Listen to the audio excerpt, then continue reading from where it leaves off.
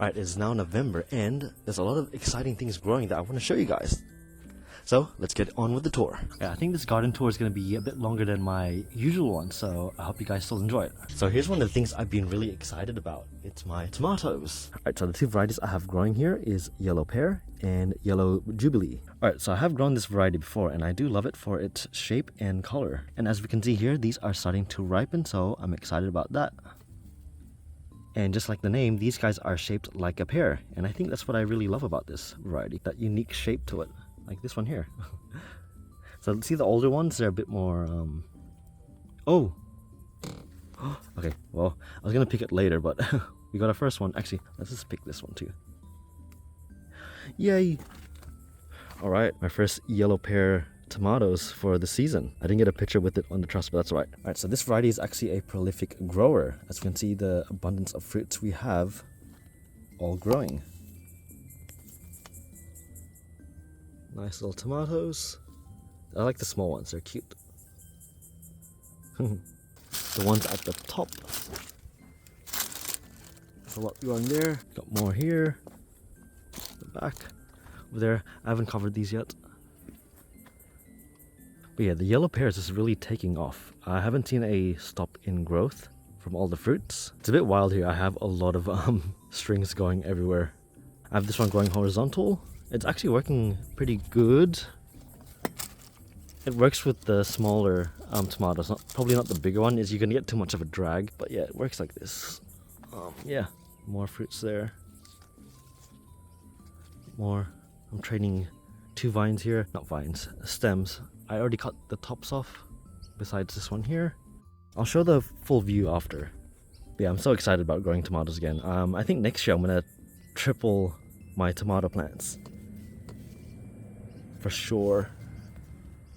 Also, these guys are supposed to be in a net. I just took it off for a video. But yeah, over here I'm using baking paper on top. This protects the fruit from touching the net on the top. The fruits will still touch the bottom, but at least I got the top protected just in case of the fruit flies. Like, these are touching the net, but you know, I can't really do much about it. I could surround it more with baking paper, but it might just create an environment in there. And you want baking paper because regular paper is just gonna get destroyed when it rains. This will hold its shape. And now onto the next tomato.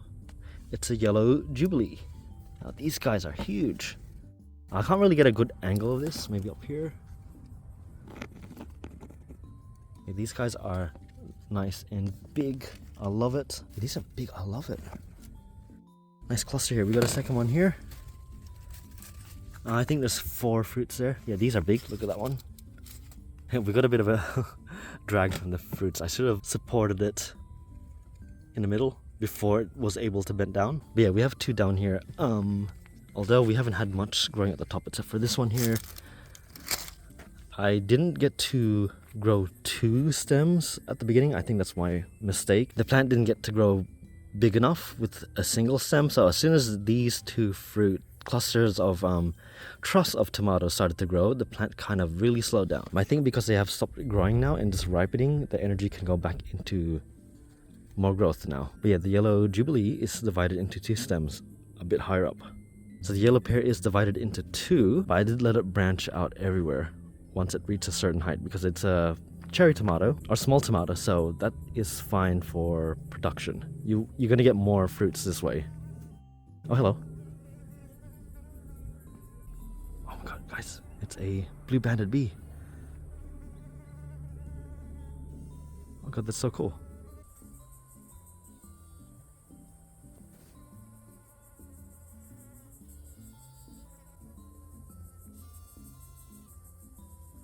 That was pretty cool. I have a lot of blue-banded bee activity that I want to show you guys later in the video. Alright, let's count the truss of tomatoes on this plant before we move on. So yeah. That's got a straight growth. It's tied up here. We got some more. Everything's supported at different angles. So yeah, we got those growing there nicely. Oh, we got some here already. Nice tomatoes there. This one's covered up. This one too. We got a. Oh, see, there's flowers in there. Since the bees can't reach that, I'm just gonna do this, and that should be enough. We got another one at the back. These are looking nice. I think I showed that one already. We got this one here, this one at the top, and another one. Got this one here, this one's here. I like that one, the fusion of the tomatoes. Got these over here. These got eaten by a big caterpillar, so half of them I had to remove. They just had big holes in them. And yeah, the 3 guys down here. 4. And then the yellow jubilee. So 1 truss of tomatoes here. Second one here. We got a new one growing here. I think this is 4, yep. We got another one here, but I think the energy is slowing down because that has not grown much at all, so.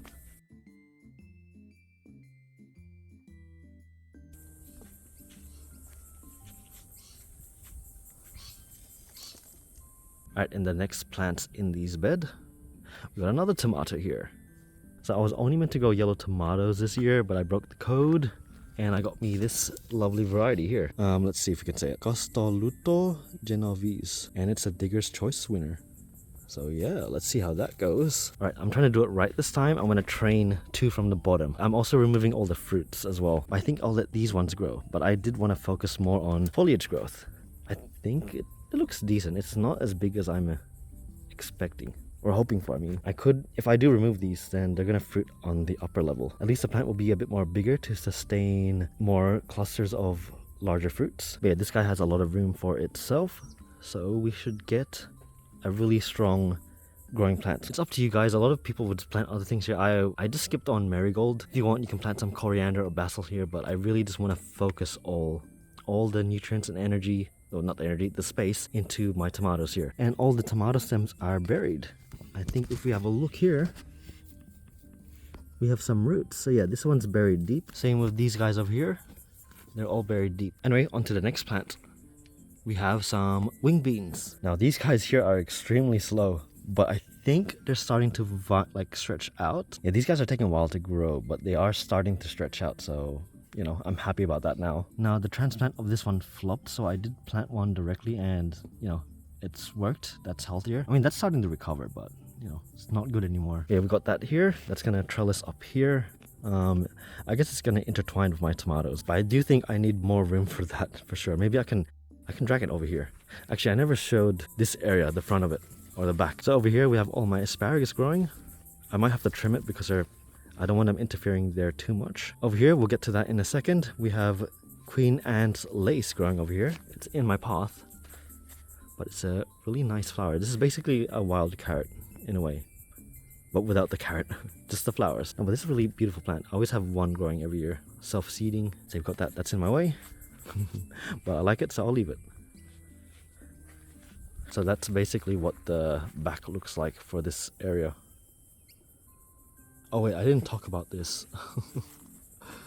There's 100% a better way to do this, but I put one of my large wooden stakes, tied it up to this, my guava tree that remains, and I have it roped up to that tomato vine there. So the one we were looking at earlier, I didn't want it to cross over I didn't want to train it over here because it's gonna shade my giant attempt. I don't want shade there. So I vined it up here instead. But also the reason why I tied it up that high is so I can actually walk across. Yeah, it will drag down a bit, but at least I can still walk through here. Like, I'll probably just have to duck down if anything. But yeah, now on to my sweet potato giant attempt for this year. So over here we have the orange sweet potato. This is growing good. It's a label right there. So remember, these are just vines or slips bought from Bunnings. Not anywhere special, just Bunnings. We got some good growth going. I'm liking it at the moment. Not much to look at. I'm trying to see these ones here. I want to vine it here. These aren't, oh, this might be long enough. Yeah, this might be long enough to vine it up here. I'll do that. Yeah, for these giant attempts, you want to focus it in the center. So all of these vines are vined a bit higher. Yep, so all the focus in the center for a giant attempt. So yeah, the growth is good here. I have nothing much else to say. So we'll move on to the next giant attempt. And over here, we have my last year's giant attempt, which is a white variety. And the growth on this is pretty good. Yeah, it's an enormous head start to the attempt because this looks like 100 days worth of growth already. Like, we've only been a few months. Like, look at the difference between that and that. This should be a lot smaller if I planted it fresh from this season. Yeah, I'm looking forward to this one. I haven't seen anything new growing underneath it. I mean, it's kind of hard to have a look through that bush, but all of the growth will be going to the foliage anyway because we're at the start of the season, so there won't be any potatoes to look at. Even the ones that's passing to the next season, I don't think there'll be any growth on them at the moment. We have lots of nice leaves. Remember, for the giant attempt too, you don't want to cut any leaves off. Like, you can eat, there's a lot of leaves here to eat, but again, no cutting the leaves to eat for a giant attempt. Leave it all. Yep, we have the growth that's gonna crawl over here. That should be good. I need more mulch. I don't want to expose this too much. You expose this plastic here is a bit thinner. That's gonna degrade fast, so we need like mulch. I need new mulch to cover it up. So yeah, that's that growth there. Looking good. At the back here, there was actually, I think like 6 to 7 hornworms, but I'm pretty fine with it. They're eating the leaves that are like getting the least amount of sunlight, and they're usually in a smaller number. Like some other years, I usually get 1 hornworm, having 6, and they're only eating the ones like in the shade, so that's good. Like it's not gonna affect my production too much. But yeah, I think they're all gone because I haven't seen them anymore. So they've already tunneled underground to turn into a cocoon. Before I move on, I don't know if you guys want to see the asparagus, but this is what it looks like. New growth. I haven't been picking them, being a bit lazy. I'm gonna have to stake it up though. Yeah, stake it up so it's either stake it or cut that off to separate it. But yeah, the growth here is nice. The soil here is very like clay-like, but asparagus have a really like dense root system. Those roots will travel everywhere. Pretty sure they can reach like 1 meter down into the ground. So if you buy the crown, I think you're only gonna get the male ones. I think this one's from seedlings, so I do have some female ones here. So we have the little seeds. The bees like these too, so.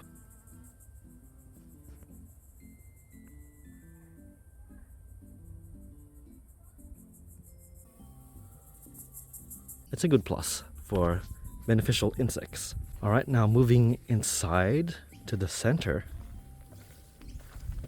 we have some corns growing and some eggplants and some capsicum. We'll have a look at them one by one. All right, we'll start off with this bed. We have the eggplants growing here.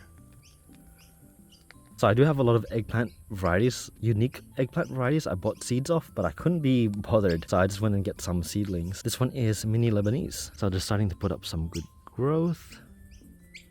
These are spiky though, I don't know. It's a very spiky variety. Look at that.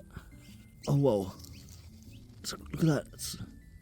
Man, that's crazy. Imagine getting pricked by that. Yeah, I haven't grown this variety in so long. I forgot they were spiky. But yeah, these are starting to take off. That one there got eaten. It's starting to regrow back, but I don't know if it's worth it. But we'll leave it. But yeah, the issues I have last time with my eggplants I've been growing more recently, they don't do good. And I think I figured out why. It's because I'm mulching too close to the plant. And I think eggplants like a really warm soil. Now, all these beds are white and gray. They are not going to absorb heat. And the mulch keeps the soil nice and cool. And I think that was my problem last year. That's why they were all failing to grow. That's one of the things I noticed in the past when I planted eggplants and I, covered it with mulch everywhere. They would wilt, and if I didn't get rid of the mulch, they actually died. They only survived once I cleared the mulch around the area. So I think the warmer soil is what they prefer, or it's more breathable. So what I did here is I left this section clear, but I don't want the soil to dry out, so I did include mulch, but more so away from the plant, not so close to them. And over onto this side, we have my popping corn. So things here are growing nicely. So I did have some issues here to begin with. I think we had some mole crickets. So I had to do a lot of replanting and replacing. See, most plants should be this big, but as you can see, we have younger plants here. Now, I don't know if these were already growing in my previous vlog, but these are the mini strawberry popping corn. Yeah, and over on this side, we have the mini blue popping corn. So yeah, as you can see, these guys are younger than these guys. So I didn't want any cross-pollination happening because that's gonna stuff up the corn. So what I did is plant these guys first, give them a head start, and then plant the other variety next to it. So this way, when these guys start to shoot their tassel and silk, by the time these guys do that too, this should be finished. So I should be able to prevent any cross-pollination from happening because of the age gap between these two. Okay, these are growing lovely. These are my first time growing this variety, and same with this one. So it's gonna be nice and exciting to get a red and blue popcorn. When you pop them, they're still gonna be white. It's just the shell in the outside, but it's still nice to get something a little different.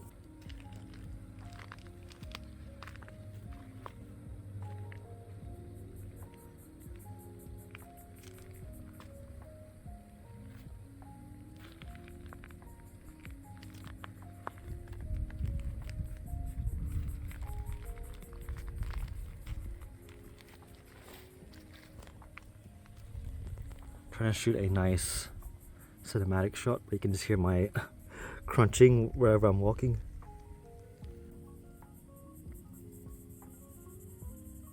But yeah, I'm excited for these. I'm not leaving 2 plants here. I just planted a lot of seeds, just a thin amount, which one's going to grow because of the mole cricket issue and also because of the chicken wire to prevent the cat. I thought it would be easier just to plant multiple seeds and thin them out that way instead of transplanting, because transplanting through these, it's going to be a bit of a pain. I don't want to cut too much of it either, just like to create an extra bigger hole. So yeah, in this case it worked for this well. I just have to pick which one is the stronger plant. I think this one here is stronger, so I cut that off later.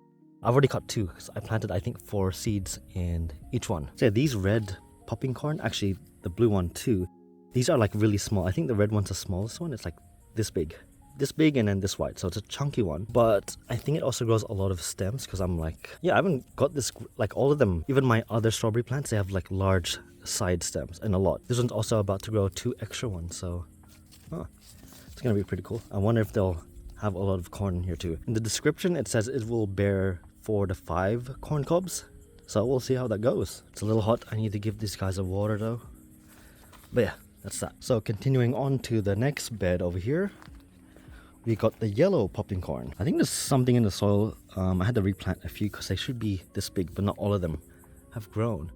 It's a bit weird. Yeah, this is the yellow popping corn, the one I grew last year. So these and the blue ones are planted at the same time, but there's a big distance between them, so I'm pretty sure cross-pollination shouldn't work out. And I bagged most of the tassels up, so even if there was like a lot of wind going that direction or that direction, it shouldn't be too much of a problem. And these guys are going good. These are, you know, if you haven't seen them yet, these are a longer, they're similar to the sweet corn variety where there's a nice long corn cob. But yeah, these should produce 1 to 2 ears.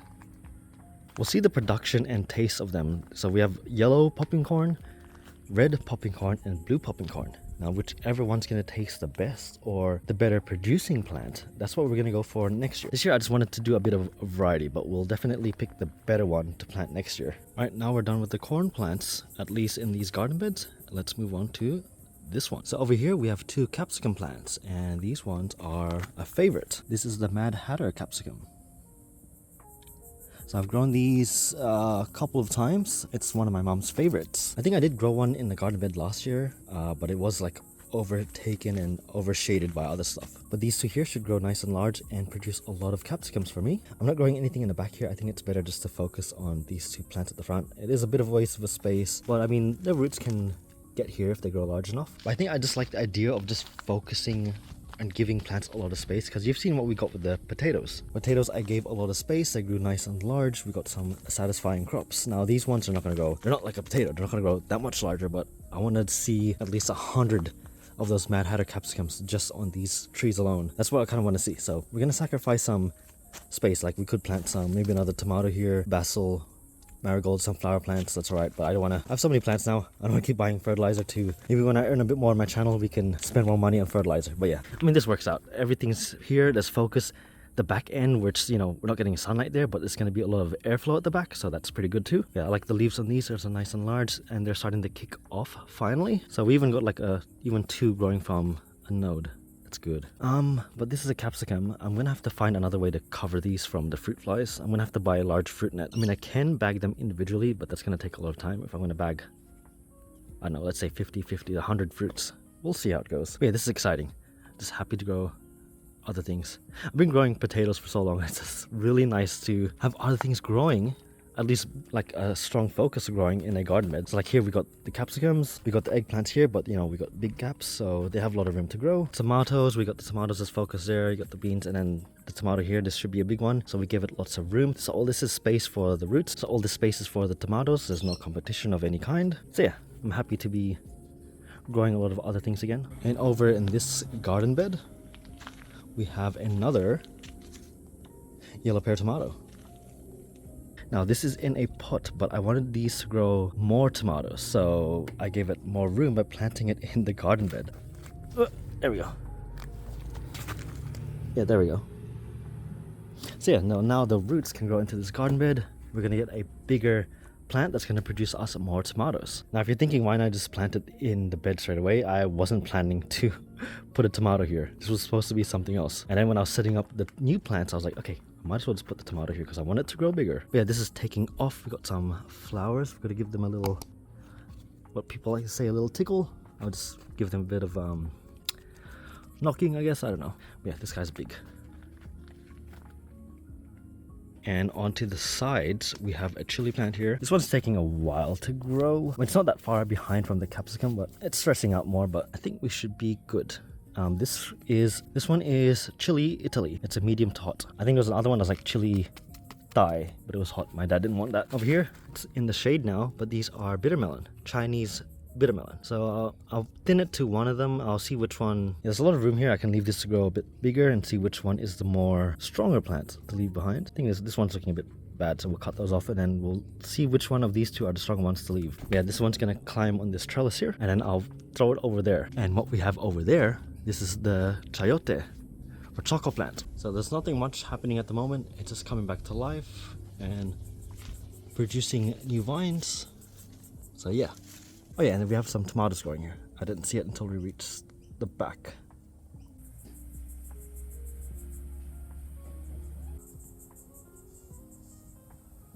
Alrighty, it's time for the center of the backyard. I don't know where to start filming. I guess we can start here. Alrighty, here's all the plants growing in the center.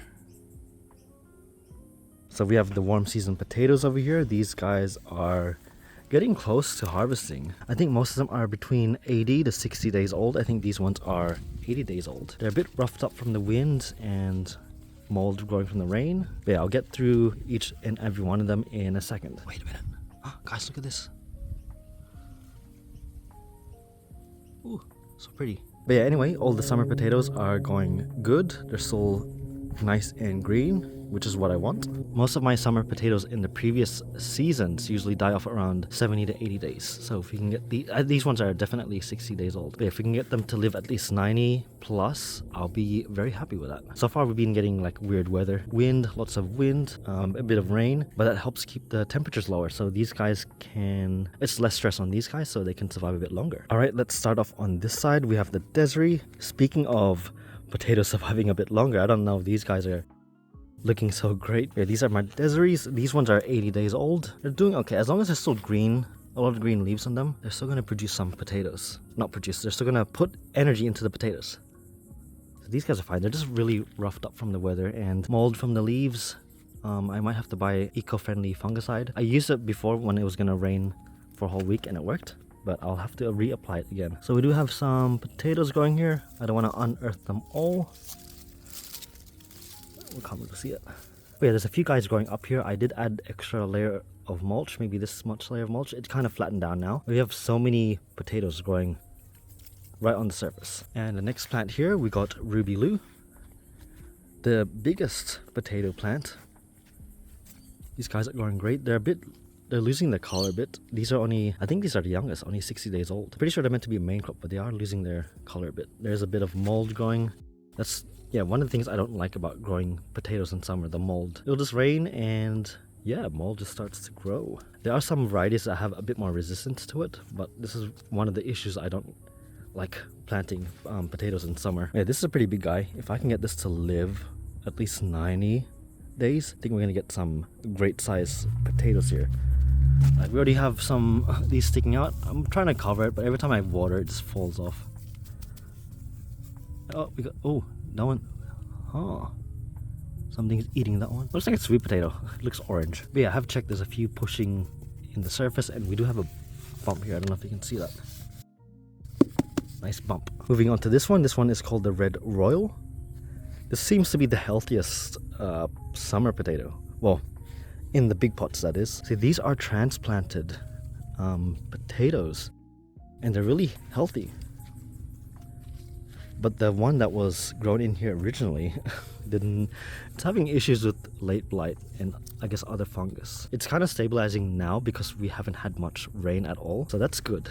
Yeah, the disease has not been spreading anymore since the rain has stopped, but that took a hit, and that's the original plant. And these two here are transplanted. You haven't really picked up on the sickness at all, and they've been touching, the leaves have been touching, and obviously they're in the same pot.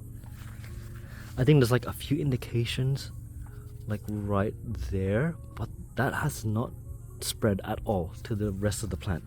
These are really healthy, and these are transplanted too, so oh, looks like we have some kind of benefit here. These could have been a rotting issue because again, these two were transplanted because the original ones, they grew small, and when I took it out, the seed was rotten. So that might have been an issue here. That's why this plant isn't so strong. I like this. These are nice and healthy. There's no bumps growing anywhere, so these guys look like they grow on the same level. So I'm expecting some. I'm pretty sure these are meant to be like medium sized, but we could get some big ones from this. And over here, we are losing a bit of sunlight. I keep having to take a break because every time I'm filming, my phone just says, your phone is too hot. You cannot use a camera. But yeah, anyway, these guys are red lady, and yeah, they're starting to give out. There's a lot of mold issues here. I'm guessing because we got the banana trees here, there's less airflow and less sunlight, so it's affecting these guys more. Yeah, there's a lot of mold. I have to spray these again. These guys should be able to live up to 90 days for sure, with no problem. I just have to spray them and we should be good. But yeah, we do have some fruits going here. I am watering these guys twice a day. That's how demanding these are. But there's a few underneath, but I don't want to unearth it. But these are pretty exciting. These ones here and the Desiree have already reached 80 days in summer, and that should already give me a brilliant yield already, hopefully. And over here we have the potatoes in a tower, kind of like a tower. These ones here are King Edward, and they're looking pretty healthy actually. These should be 80 days as well, but they seem to have the least amount of issues with all my potatoes. I think these are meant to be a late main crop. They are pretty tough, so makes sense. So remember, we planted these like even one of them a bit below the bag and one of them on the level of the bag. So all this extra, ooh, is this a bump? No, this is all extra space that we've been, you know, healing up with soil. And if we look over here, oh, I don't want to break a leaf off. Whoops, I did break a leaf off. And we look over here, we have some potatoes growing up here. 3. Should really I need to get more mulch. I need to cover these guys up. But yeah, that's pretty cool. I already knew this variety can grow along the stem. That's why I did this for the tower. But yeah, I wasn't expecting it to grow that high. I mean, like above the soil. Generally it should grow within the extension, the healing of the soil, not above it when you're at this stage. But it looks like it will grow above it regardless of how much you fill it up. Yeah, we're gonna look forward to this one. Yeah, but when I harvest these guys, I'm gonna be cutting the bag open and then slowly taking the soil out so we can see the structure of the potatoes. I think this one here is, yep, it's growing some here. Is it cool? But yeah, that's that. So we still got potatoes coming our way. That's not over. Now moving on to the sweet potato in towers. We got some nice growth happening here, finally. At least on this one. This one was a bit slow. It stopped growing after some point. I don't know if because there's 3 bags here, but what I did was put holes here just in case it wasn't getting, you know, because it's so much soil in length. I don't know if like this portion here was suffering from oxygen, so I cut some holes here just for oxygen air to just go through these areas. Yeah, but when I did that, it also rained for like a week, so I don't know if that helped it or it was just the rain. Either way, we got some nice growth, and hopefully, I don't know how far the roots have gone, but at this stage we should get roots like this deep already, if it did travel this far. Something to look forward to. Yeah, it's basically lower chest level or upper abdomen level. That's how tall this is from the ground.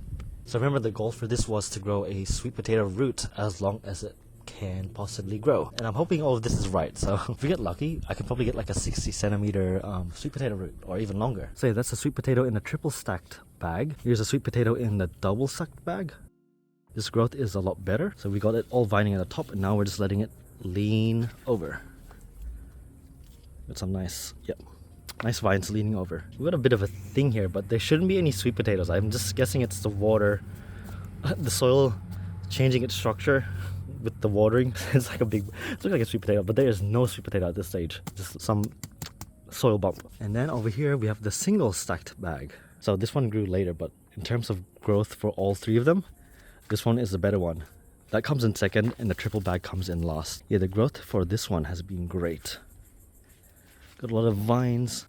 Trying to keep this. I haven't been watering these too much because I do want the roots to grow further down. That keeps this top portion a bit drier, and as you can see, there's space. Even though I've been pressing the soil down to make sure to prevent this, it just still happens when the soil dries out. But I think the plants are big enough where I can water them regularly, every 3 days, every 2 to 3 days. But yeah, I have This is gonna be here from now on, this little gap. Can't do anything about it, but I guess once the potatoes start to grow out, it's gonna push against the bag anyway, so we're gonna lose this little air pocket of space. So yeah, that's that.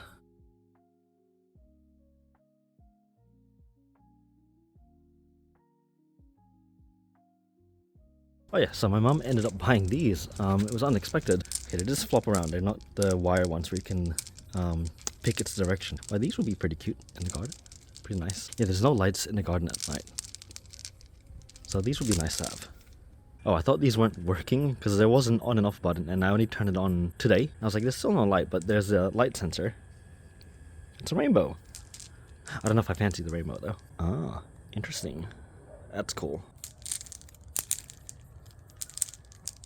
Okay, now onto the potatoes on the lower level. So over here we have the white sweet potato. This is growing in a 50-liter mulch bag. Yeah, so this is putting out some good growth. These guys are usually a bit slower because they don't vine. They grow a lot of side stems at every leaf node, so their growth slower but still good. But yeah, we're starting to train it up. It's gonna take a while to actually get up here, but this is good. Good progress. Love it. Also, I didn't state what these were. These are the orange sweet potato. These are the only ones that vine, at least what I'm growing. So we have yellow, purple, and white, and only the orange one vines out. And over here, this was meant to be my third potato tower attempt, but it died off. So I just replaced it with a white sweet potato stem, and here we are. It's starting to grow out. Got some growth on it, so that's good. We're gonna have two white sweet potato in bags to harvest. And this one has some extra growing space, so this one should perform hopefully better than last year's. And over here in the middle, we've got a few plants and pots. So we do have another potato plant here. This was the backup potato plant, and we can see we got some berries growing. These are not edible, so don't eat these. But yeah, this one's nice and tall. Yeah, this is what I was saying. I'm planning to just plant, if I don't get my hands on good King Edward plants, I'm gonna use the Ruby Lou for my towers, because these guys can grow nice and tall and they will grow along the stem. So that's going good. And over here we got a nice basil plant growing here.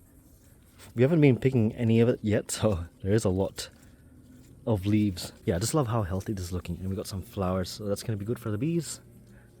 Oh, I think there was a bee there. Yep. Yeah, this is nice and lush. Should be making some pasta soon with these. And over here we got some beans growing. I think these are ready to pick, some of them. Yeah, if we look over here, got some beans. Over here as well, we've got some nice beans.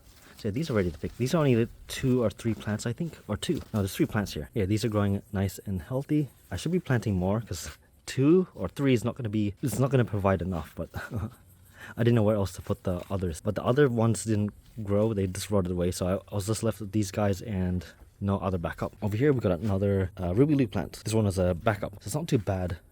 The leaves are getting moldy though, so I need some spraying. I don't like the color of them too. Could be the mold doing that to the leaves, but yeah. These leaves need to be darker. Did give it a bit of nitrogen feed, but I don't think that really changed too much. We'll see how it goes. I'll give them a spray. I think these are only like, what, 60 days old, maybe a bit younger, 50 days old. These potatoes here at the middle, I think these are 30 days old. Or maybe 40, because they just started flowering and they started fruiting. So around 40 days old. So we still have a bit of time before that one is ready to harvest.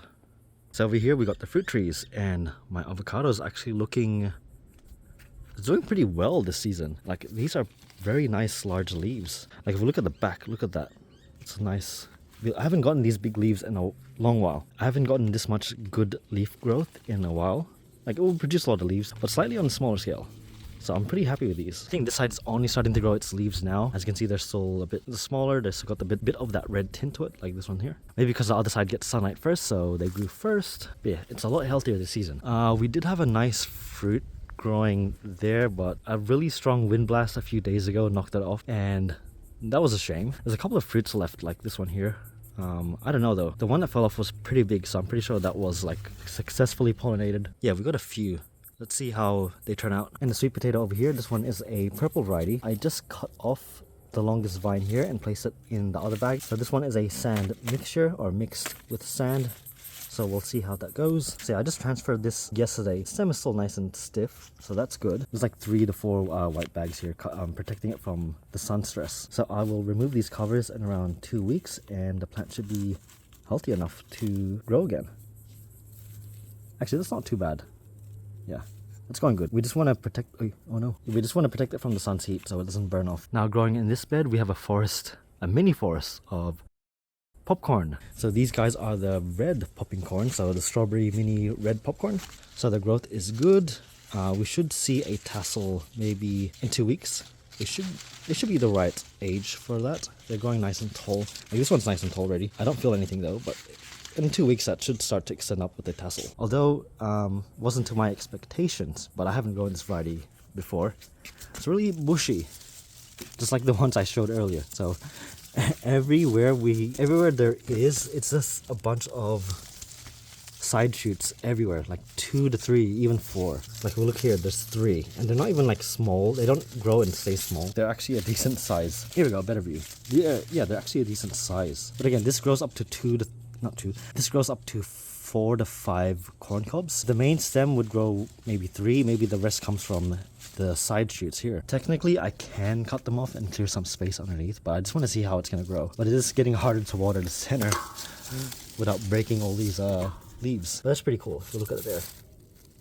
This one only has one huge side stem. But yeah, I can't wait to harvest these. Homegrown popping corn is one of the best things ever. Like the texture difference between the ones you buy at the store, it's probably been sitting in storage for who knows how many months, 3 months, 6 months. Like if you buy a bag of popcorn to pop at home, they're usually like, you know, rubbery when you eat them. Even the ones at the cinemas, I think, they're not like the crunchiest. But these ones, well, I haven't tried the red one yet, but the yellow popping corn, when I popped them, it was perfection. It was crunchy. Even the small ones that just pop a little bit, you pop them in the mouth and you just get a nice crunch from it. And ever since then, I couldn't come back to eating normal popcorn. And I do love eating just popcorn like on the go, because I'm always on my computer, either drawing, editing, watching YouTube videos. But yeah, ever since I grew my own popcorn, I can't go back to normal, well, store-bought popcorn, because just give you that chewy texture. I mean, they're larger, but they give you that chewy texture. These ones give you that nice crunchy texture, at least if you know, eat it within the first month of harvesting. But that little difference makes me not want to eat the popcorn from the store anymore. Wait, this is gonna be cool, because when this grows up, it's gonna cover this whole area. It could be a nice shaded area with all the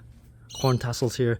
Actually, this might be bad, because if the wind goes this way, it's gonna go, all the pollen is gonna go towards the house. I didn't think of that. Let's move on to the next one. Alright, so now we have more of the red mini strawberry popcorn. So this one's already about to, well, you know, not about to tassel. It already has a tassel out. So in this bed, there are 4 corns here. The 2 on the left is actually directly planted. And as you can see, we've got some nice roots growing over there. The 2 on the right are transplanted. Now these were both planted at the same time. As you can see, the transplanted is behind in growth, while these 2 directly planted are already starting to tassel. And this one should be tasseling pretty soon. Yep, there we go. And we already have a corn ear here forming. Another one. I think we might get 2, but I don't know, that doesn't look like it's growing. But over here we have a side corn stem that's actually gonna produce a proper corn tassel, it seems like. Yeah, that's pretty tall, but that's not its own, like that's not a single corn plant. That's a side stem growing from this one here. Always like the roots, they always look funky. So we're gonna have a head start with this one first and see how things go. Alright, so it's a bit of a jungle at this area. But over here in a 50-liter pot, we have another yellow pear tomato. This one's putting out some good growth. We do have more than a couple of stems growing, but that's alright. This one's starting to put on some nice growth and starting to finally flower.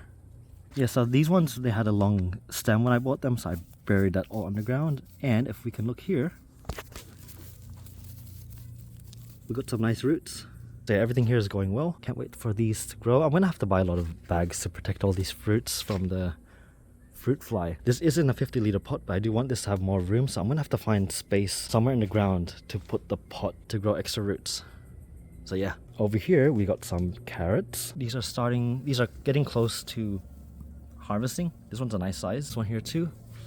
I don't usually grow carrots in summer. I use the space to grow other crops, but also because it's more of a cool season crop. Like these are a lot sweeter when grown in a colder soil. I think like a really hot soil makes them like bitter or tasteless. Not bitter, I think just less flavorful. There's less flavor when it's grown in, you know, summer when the soil's a lot hotter. I always like to grow them in winter so they're full of flavor. Wait, these guys are not going too bad. There's two varieties here. We got the Harlequin, I think that's the back, Purple Sun F1 at the front. So we'll see how these goes. Maybe next month or a month and a half they should be ready to harvest. So over here we got more of the keep saying purple.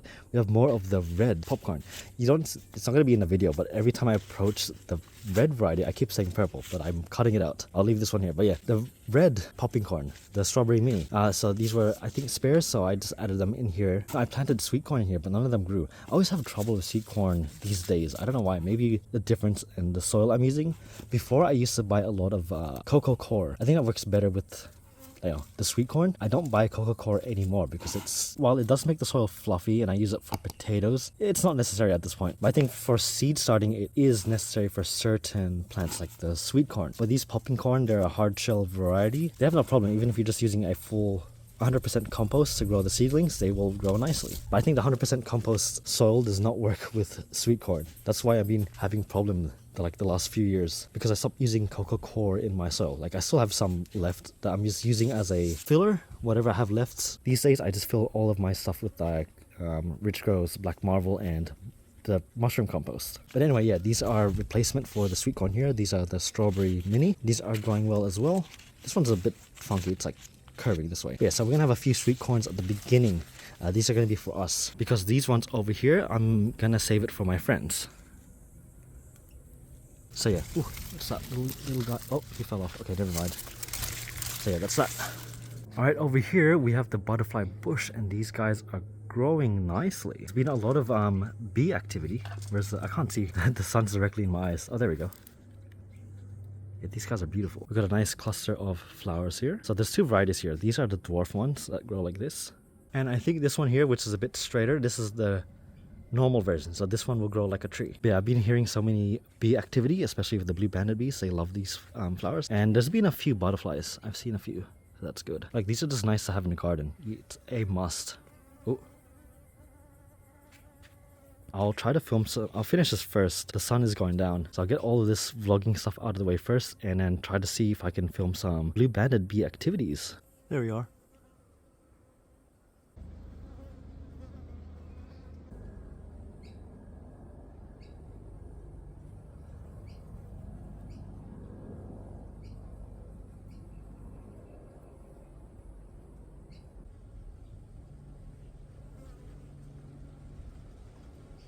Alright, here we are in the afternoon sunlight, so we can see these guys in full sun, and this is what they look like. Gorgeous, gorgeous tomatoes. Okay, I'm just gonna pick this one. There we go. Put that in my pocket, with a nice view over here. I think we have a little hole there. Nope, we're good. And then the big ones here. Alright, continuing on with the video. And over here we have this grape tree. This is the one that's self-seeded that grew here. I think this is like a wine grape. But yeah, this one is growing lots of grapes. Like a ton. There's like so many here. Like look at all of that.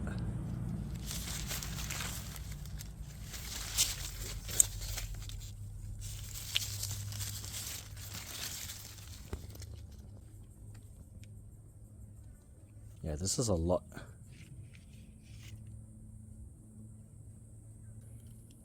If we look at the back as well. Wow, there's so much this season. There's so much growing this season. Yeah. The thing is, I moved this too. There was like a giant root that was going into the garden bed. So I thought I would cut the production in half, removing that giant root and putting it here. But we still got lots of fruits growing. Lots of grapes. It's cool. Oh yeah, and here's all the garlic I harvested. Only four garlic plants. This one grew nice and big. But yeah, I've been drying these and I think they're pretty much ready to be cut and put away. There's not enough to braid it. I've never tried it before, but I think it's a bit pointless to braid with just four. But yeah, this guy here, it's a big one. Nice big one. And then the smaller ones. These are like the perfect size though. And there we go, all ready to be stored. Well, not this one, this still needs time to dry, but I think these two here are fully dry. Yeah, so these are ready. And over here we have the green grapes. And this is growing really good this season. I guess whatever issue it's had, it's passed. There's been a large cluster of flowers everywhere. Like, look at this one here. There's not many fruits growing in this one. I did trim the plant back, so probably that's why it dropped a lot of, fruits, baby fruits. But everywhere, there's like a cluster of, there's like two, what do you call it? I get 2 vines of grapes per stem. Oh, look at the one at the back here. It's lovely. Yeah, for so long this had issues and it didn't really grow properly. But now we're getting so many flowers and I love it. I love that. I did trim half of this plant off because it was getting in the way of my potatoes. But I think that's what caused it to be dropping a couple of fruits per vine. Like the back here isn't too bad. We got a nice, the older ones were able to grow a full vine. What do you call this anyway? Yeah, a full vine of grapes. But yeah, we'll get what we'll get from it. I'm just happy this is finally growing normally again. Then over here, the red table grape. There's not much progress here, but at least we got some fruits because it didn't fruit last year for some reason. It skipped a year, but now we got some coming back. Oh, I love these ones. But these are the only fruits. These these 3 here. I think there's like one more. Oh, there we go. We got a few more. But yeah, this took a break apparently last year, and now we're coming back. Here we have the stone fruits. So we got nectarine, peach, and nectarine. So all of the fruits are covered, but you know, they're big, they're nice and big. And the nectarine we didn't get any last year. Well, the few that I was getting already got... Ooh, the few that I did get was already attacked by fruit flies, so we didn't get anything there. But yeah, we got some nice growing. Like, there's a lot of large ones.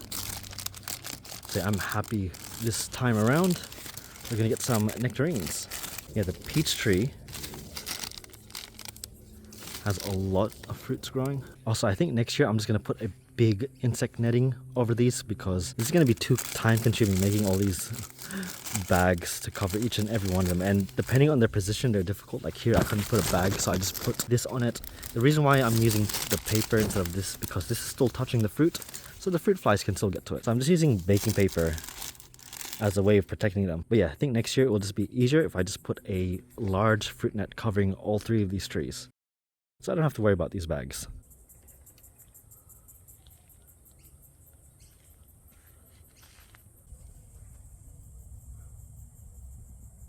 And over here at the back we got the mango. So there's a lot of fruits growing, but these will always pick 1 fruit per stem. So I don't know, there's so many. I don't know how the plant's gonna choose. Maybe like for this one, this here seems the biggest. Is my phone gonna focus? And this one in front seems the biggest one, so this might be the chosen one for this stem. But yeah, this is so many. I'm hoping none of the ones at the top fruit because I'm gonna have a hard time bagging it. Although I can manually control which fruits are going to grow, so I can just chop all the ones at the top. So I have the ones on the lower area for me. Well, that's gone. The lower area for me to bag up once they grow. This is only growing in a 110 liter pot as well. Now there's roots in the ground, probably in the center, but it's not going to be that big, I don't think so, because it's still sitting on top of brick slabs. But they could be roots underneath because this is huge already. Onto my orange plant, we have a few fruits growing. Don't know if you can hear that. That's all the blue banded bees with the flower next to us here. We got some at the back too. Well, this is the front, not the back. Got some new growth here. Okay, they should be okay from leaf miners for now. There's no evidence of them. They usually come later in the year, leaf miners, so I don't really bother spraying them. Yeah, I don't bother spraying them at the beginning of the season because they're absent. They only come in later. Oh no, here we go, leaf miners. There's only 1 leaf miner here too.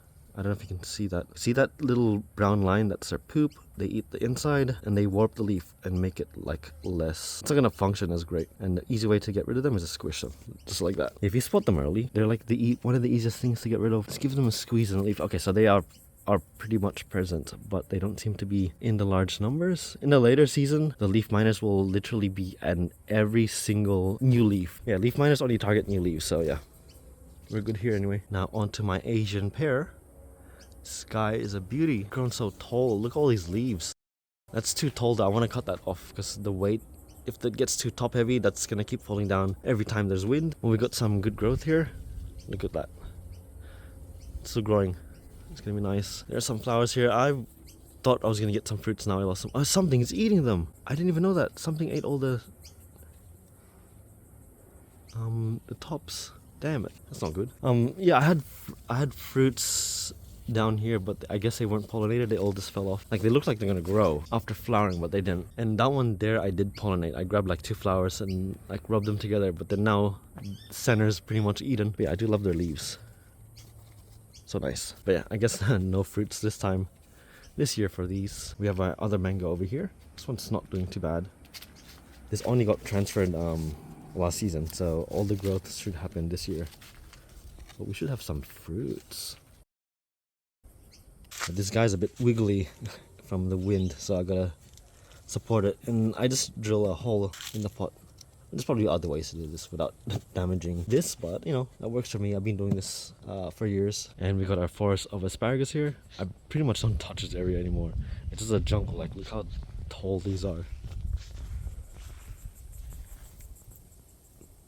Very tall. These ones were from the seedling mix, so there's a mix of males and females here. Over here we got the apple tree. This one's in the ground. This one's growing good, nice and lush. I didn't pollinate any of the fruits, like hand pollinate, so we barely got anything. Like, I tried to hand pollinate these, but I don't think it worked. But we do have one fruit here. There we go. We got one little apple there. But yeah, I haven't spotted anything else. I don't know if I should cut it down. I mean, it's not that tall. And it is in the ground, so it's not like the wind's gonna blow it over as if it was in a pot. Yeah, I think only last year or the year before I tried to trim it properly, and I think it's going okay. Yeah, none of these are gonna, yep. Oh, you might be one. Yep, none of you. That's alright.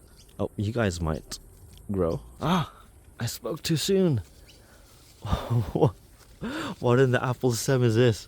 Where's the stem?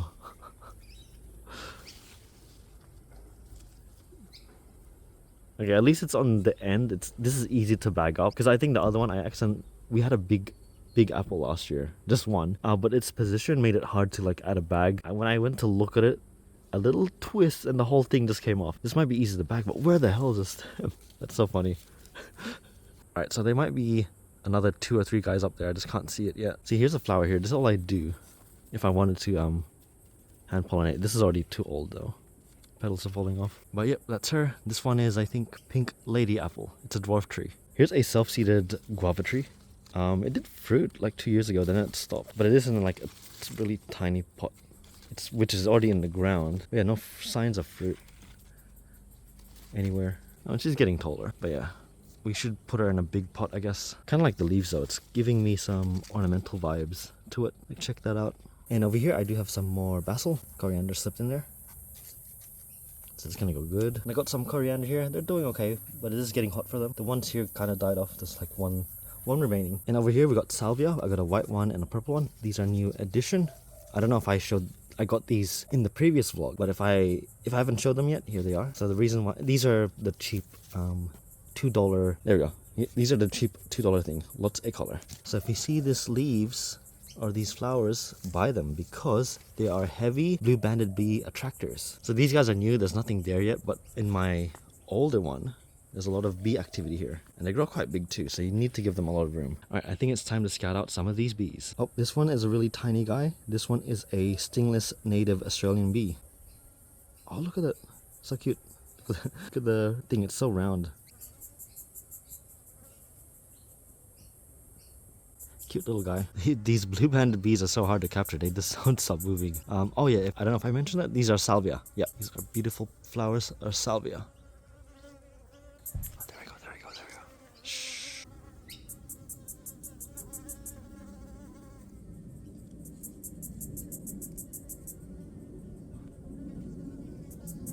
There we have one. Oh, can I get this one?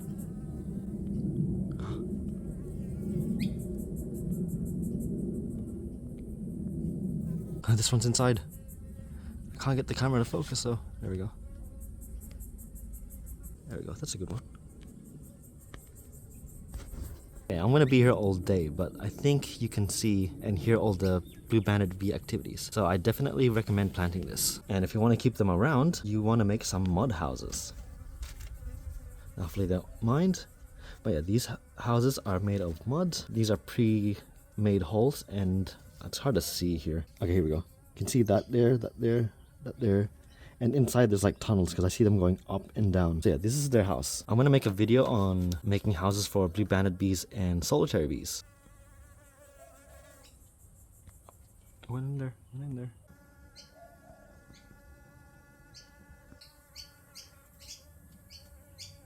Yep, you saw it. It went in. Oh, I don't know if you can hear that. Might have the camera really close. No, I wonder what happened here. These guys are just tossed outside. One of my other ones that I built, I think last year or 2 years ago. So these are pre-built holes, and they've made new holes. One up there, one up there, one up there. But yeah, don't know what happened to them though.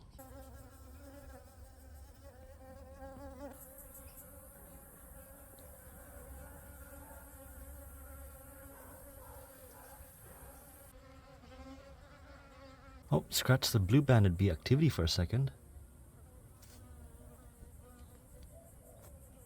Ooh. Okay, I think they're all at the back, but yeah, you can see this is pretty much their home. And these are only 5 pot blocks, so I'm going to be adding an additional 4, 8, 12, maybe 12. But yeah, these blue-banded bees only use mud as their houses, so I mean, you could try with soil if you don't have mud around. Just anything that's hard. Mud or clay. You can try clay, but you know, if you have mud, use that instead. So you don't have to make pre-made holes, but I feel like it attracts them faster knowing that they have a place to use already instead of just trying to make it. But yeah, so this one, and then yeah, they use the back too. There's a few holes there. But yeah, combine mud houses and with salvia, you got yourself some nice blue-banded bee activities all around the garden for the whole of summer. But yeah, if you can't get your hands on salvia, the next best thing is butterfly bush. Yeah, this is a great plant. This is a combo attractor, the blue-banded bees and butterflies, so I highly recommend as well. And over here we got the calamansi. I just moved this into a bigger pot this year, and we got some nice little fruits growing, baby fruits. So this is like a tiny looking orange or mandarin. I think it's meant to be like really sweet. I actually haven't tried one of these. It's my parents that eat these. Yeah, there's a few of them growing. I don't know what this is. It's probably a 90-liter pot, I think, yeah. And over here we got some nice sweet Williams. Yeah, so not really attractive to any pollinators, but they're a nice addition to the garden. These don't grow that big too, so I don't mind putting them with the fruit trees. I think you've seen them in another one. These are all kind of done flowering though. I mean, this one's starting to get big. I might trim this one here and that one too. The banana trees in the ground, they're doing good. Got some nice growth. Maybe that one should fruit this year, yeah. Hopefully. This is great. These are meant to be Washington navel. Oh, here we go. William Cavendish. It's a dwarf banana. Yeah, they're just doing really well over here. But I am keeping it to one stem, so I'm going to cut these off. I'm keeping it to one stem just to prevent overcrowding and too much shade towards the middle of the garden. This one here, I think I already mentioned it in my previous vlogs. This was already big, so I just left it, but I would have just kept the main trunk by itself. Yeah, I'll get less bananas overall, but at least I'll get a larger cluster and more benefits for the garden, more sunlight there. This one here was weird. I thought it was completely gone, but now look, it's growing again. But it put all its energy into these 2 sword suckers here. So in a way, I can trim this off to give the energy to these 2. These are more established overall. I was going to remove the whole thing, but I think I kept it because, you know, it's still got some bounce back force, so it wasn't completely dead. That's why I left it. But yeah, it is growing again, but I don't know if it's going to be as good. We'll see. So I have a new video coming up. It's the one where I make the bee houses. So we got these stumps here. I mean, I should have got wider ones, but that should be okay. And just drilling a bunch of holes in them, and I'm going to be placing it like different locations and stuff like that. So yeah, that's going to be combined with the making of these. Anyways, yeah, I think we're pretty much done with the tour.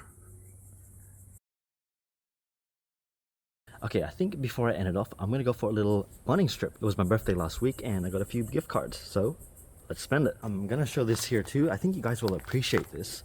I got this little DIY miniature house kit. And this is pretty cute. It lights up as well. Yeah, I've been wanting one of these for a long time and my friends bought it for me. Yeah, I think this is good. But yeah, any bakers out there or any parent who likes to cook in general, I think you would love these. They're nice and small and cute, and yeah, again, they light up. So there's a few extra features in it. I think I'm going to film a video putting this together, but that's going to be on my personal channel. But yeah, I'm pretty happy with this. Oh, here's salvia, but it's kind of dried out. Alright, there's these type of salvia, but they're a bit different. I don't know if the blue-banded bees will like this or not, but we could get some. Alrighty, I'm gonna switch over to voiceover because there was people around when I was filming this area. But hey, looks like we found the jackpot. Seems we've got a mix of salvia and butterfly bush. This one looks good. It's got a hot pink and the base of the flower is green. So it looks like this one is called Salvia Fashion. As a gardener and a fashion designer grad, I'm obligated to buy this variety. This one's got a nice pink flower. I think I'll take it. I'll go over these one by one at the end. Oh, and over here looks like we got the other salvia varieties. These ones kind of look like basil flowers or lavender flowers. I haven't grown these varieties before, so I might be taking some of these, and I love the deep purple for this one. So there's also a lighter purple and a white one, but I think I'll just stick to the purples. But yeah, these all look newly stocked, so that's good for me. And this tomato variety is tempting. This can grow a meter long truss, but I'll save it for next year. And we're just going to be picking up some mulch and some soil. So I always get the sugarcane mulch because the pea mulch, the pigeons always pick at them. And of course, restocking on our favorite soil, which grows black marble garden compost. And here is everything that I'm buying for today. So we got 4 new sets of salvia plants. 2 of them are a different breed. These ones here look like lavender flowers or even basil flowers. So this deep purple one is Mystic Spires Blue. This light purple one over here, I love this too. This one is called Blue Chill. And the normal looking salvia, this one is light pink and called Buchanani. And my favorite one with a hot pink flower with a bit of a green gradient at the stem of the flower, this one is called Salvia Fashion. So that's everything, it's time to take them home. Alrighty, here's all the new plants I bought. These are all salvias. Yeah, this is gonna go well with the blue-banded bees. So yeah, these are gonna make a great addition in the garden. I'll actually include it in this video. I'm gonna plant it, but not today. I'll do it tomorrow. I'm gonna have so many blue-banded bees because I'm gonna make some more homes as well. So the whole backyard is gonna be filled with a bunch of buzzing friends everywhere. Hopefully they don't start attacking me when they start to get large in numbers. There's a few incidents when I was traveling with them. So we'll go in a compost bin. We already have someone who's interested. I'm just sitting here on my phone because I'm texting a friend. Okay, well it's gone now, but yeah, I've just got this here now and I've already seen a wasp looking around and that bumblebee just now, not bumblebee, blue-banded bee, and spraying the potatoes with the fungus on it. So I'm just using eco fungicide. Give it a few nice sprays on all over the leaves. You can do under the leaves too if you want. It's a bit windy, so I have to be careful. It's flying everywhere. But yeah, if your potato plants are getting that white mold or white fungus, just give it a spray. And you gotta make sure to follow the label. It says do not apply to plants suffering from heat and moisture stress. Last time I did that, I killed my plant. So give these a spray. I want these guys to last. I need these guys to last a bit longer. Give me another 20 days of growth. So they are the larvae of the yellow lady beetle, but they're not really doing, like, there's not enough of them. There's like 1 or 2 per plant. Yeah, this is what I pretty much use even for the pumpkin plants. Yeah, so you got powdery mildew, rust, and more powdery mildew. So just follow everything right and it will work pretty well.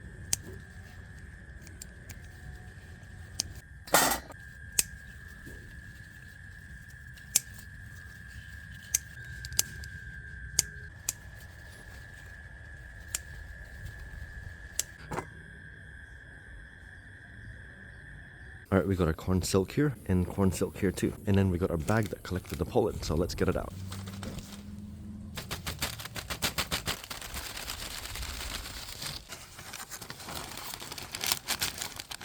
And here we have our pollen collected. Now I only have 1 corn plant available with the tassel, so the pollination is going to be really bad. So we do this method for like a few plants and it works well. I have a video on this if you want to check it out. And we are all done. The silk is pollinated. And we're going to be doing this for the next few days. Now you should be able to see it, all the pollen grains attached to the silk. Yeah.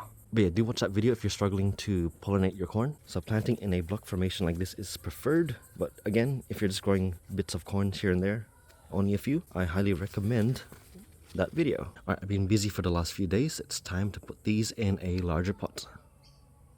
And it's been a few days since we last picked these. These are now fully yellow. God, look how cute these are.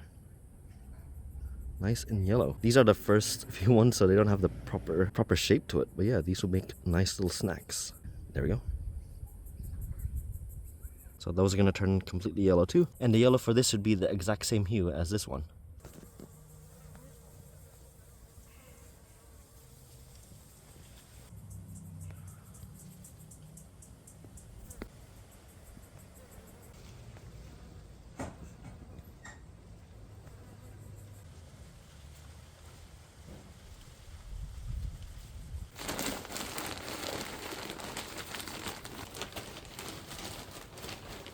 For the fertilizer, I'm just adding what I usually add, Rich Grow's rock mineral and Rich Grow's phosphorus fertilizer. But you don't want to be adding too much because these are just flower plants, they don't need that heavy of a feed.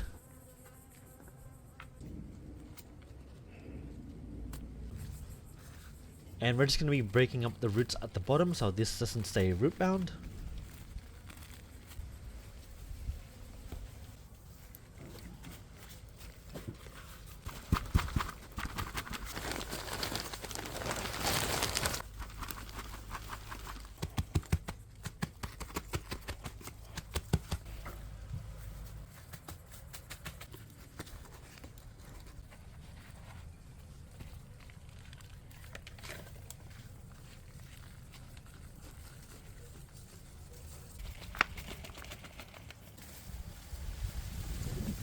Alright, these are transferred into a larger growing space. These are 28-liter pots, and I'm going to decide where to put them now. I think this area here is good.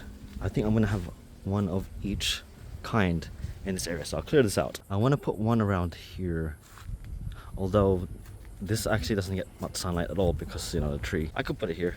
I just need to clean the area out, I guess. I think this is going to be their positions. So yeah, I have these two over here. They're going to be shaded for a couple of months once this starts to hit maturity. I mean, if there's no sunlight hitting here, we can just move it anyway. It's a bit messy here. I'll get it cleaned eventually. Yeah, I'll just leave this area with just these ones. I think that's enough. Like, we got these two, so when these grow up, that's enough salvia in this area for these bees.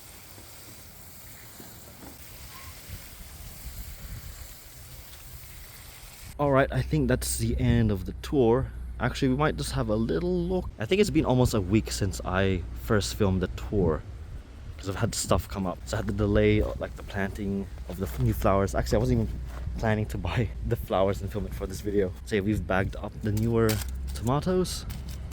So I got more ripening here. I'm tying it up so it's off the ground. These ones should be, I think they're starting to ripen. They're changing color, but not too much. These have put on some good growth. These ones here as well. The tomatoes are just loving everything. They're just growing so nicely. Well, this one's pretty. There's so many more flowers opened compared to last week. It's nice, real nice. But anyway, that's officially the end of my garden tour. Thanks for watching, and I hope you enjoyed.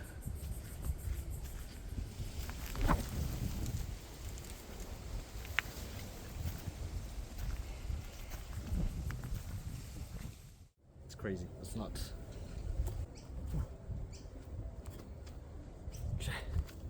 Here we go. Whew.